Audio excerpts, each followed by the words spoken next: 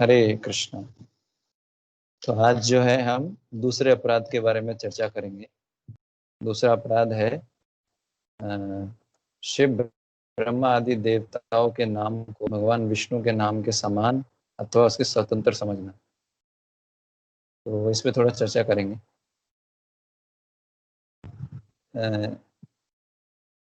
जो हम देखते हैं कि जितने भी देवी देवता हैं, जैसे शिव जी हैं, ब्रह्मा जी हैं, है ना, दुर्गा देवी हैं, गणेश जी हैं, इत्यादि जितने भी देवी देवता हैं, शास्त्रों में बताया गया है कि वो सब भगवान के अंग हैं।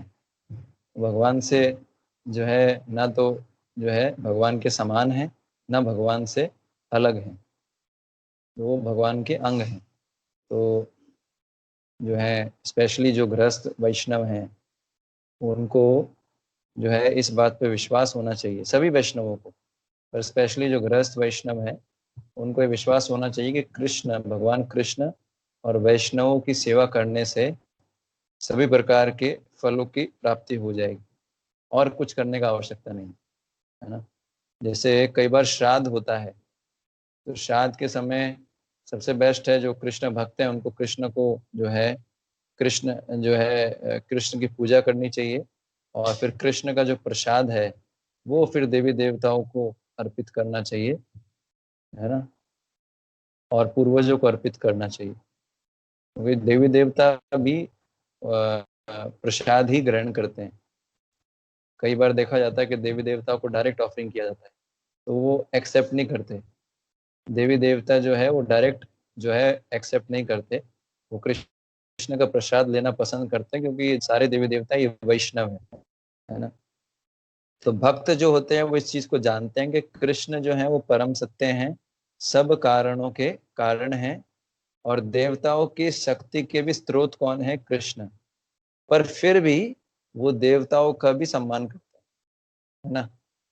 इसका मतलब ये नहीं कि हम कृष्ण भक्त हैं तो देवी देवताओं का अपमान करेंगे, है ना।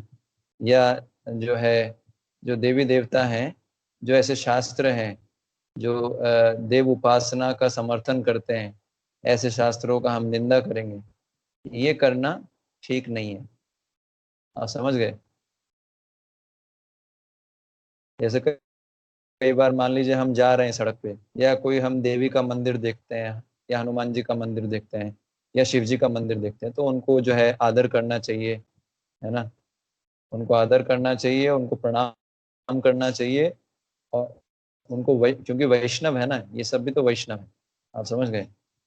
तो जो अलग अलग बहुत सारे शास्त्र है, जैसे उनमें पर्टिकुलर देव ऐसे अलग अलग जो है शास्त्रों में पर्टिकुलर देवता को परम देव के रूप में बताया गया है। ऐसा क्यों?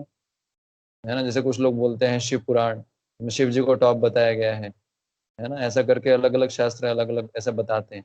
इसका कारण क्या है कि हर व्यक्ति की श्रद्धा तीन गुणों के हिसाब से व्यक्ति वर्शिप करता है। जो व्यक्ति तमोगुण में होगा वो जो है, जो व्यक्ति रजोगुण में होगा, और जो व्यक्ति सत्वगुण में होगा। तो सात्विक व्यक्ति होते हैं भगवान विष्णु की पूजा करते हैं, राजसिक व्यक्ति ब्रह्मा जी इनकी पूजा करते हैं, तामसिक व्यक्ति होते हैं दुर्गा जी की इत्यादि इनकी से पूजा करते हैं। तो वृत्तियों के हिसाब से, उसकी इच्छाओं के हिसाब से अलग अलग देवी देवताओं की पूजा करते हैं। इसका लक्ष्य क्या होता है?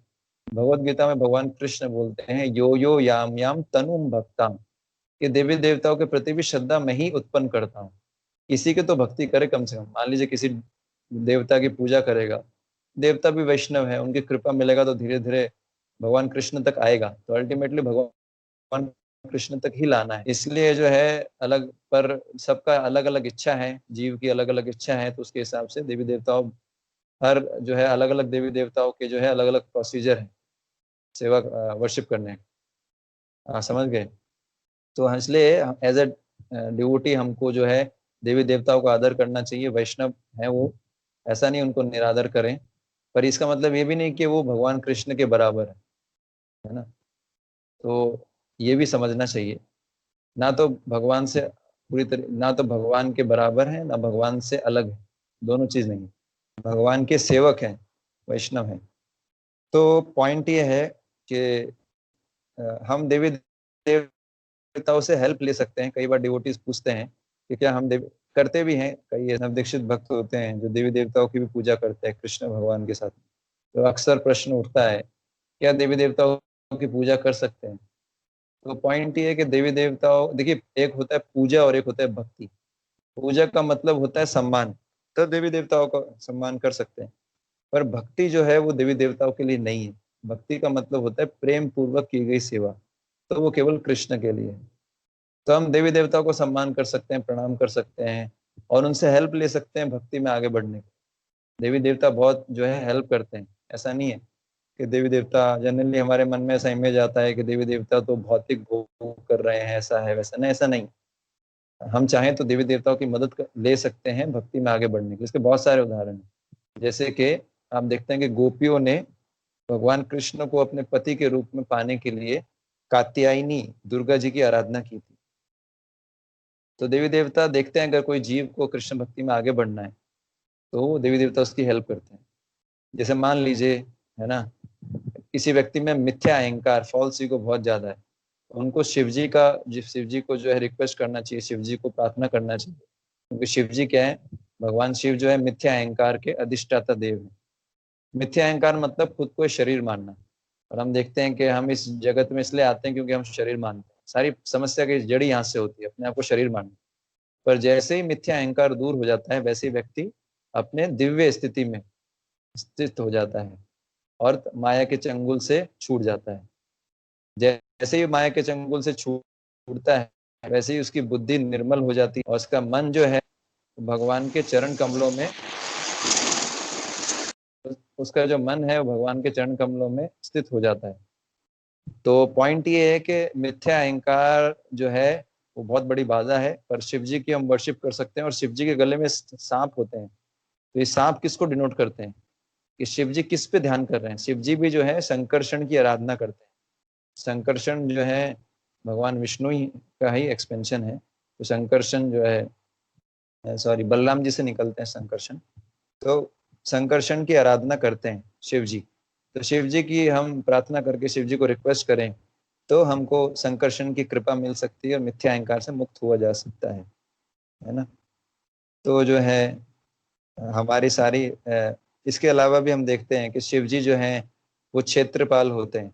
अब कहीं कहीं भी कृष्ण मंदिर के पास में शिव जी का मंदिर जरूर होगा, क्योंकि धाम को प्रोटेक्ट करते हैं शिव जी, जो क्षेत्रपाल का काम करते हैं कि कोई ऐसा व्यक्ति धाम में ना आए जो उपयुक्त ना हो।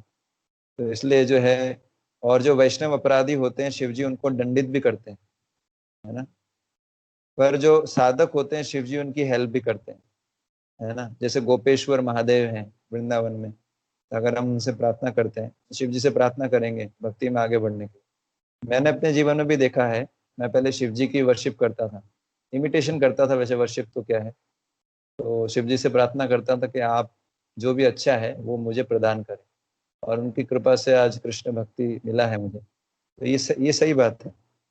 पर इसका मतलब एक पॉइंट इसमें ये इस अपराध के अंतर्गत एक चीज और समझनी होगी कि भगवान कृष्ण का जो नाम है वो देवताओं के या अन्य अवतारों के नाम के तुल्य नहीं, समझना भी आता है। मतलब जैसे कृष्ण का नाम सर्वोपरि है, कृष्ण के नाम की बराबरी कोई देवता का नाम नहीं कर सकता। कृष्ण के नाम के स्थान पर हम अन्य कोई नाम लेंगे, आप समझ गए, तो भगवान जो है प्रसन्न नहीं होंगे इससे, है ना। कृष्ण के स्थान पर कोई अन्य नाम लेने से भगवान का एक दूसरा ही रूप सामने आता है। तो कृष्ण जो है वो टॉप मोस्ट नाम है, मुख्य नाम है।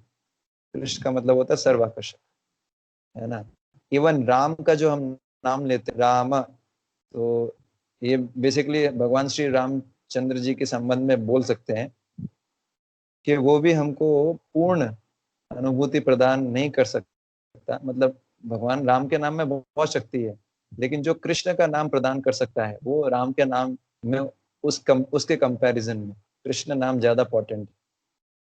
तो कैसे, जैसे बताते हैं कि 1000 विष्णु के नाम एक राम नाम के बराबर है, 3 राम नाम एक कृष्ण नाम के बराबर।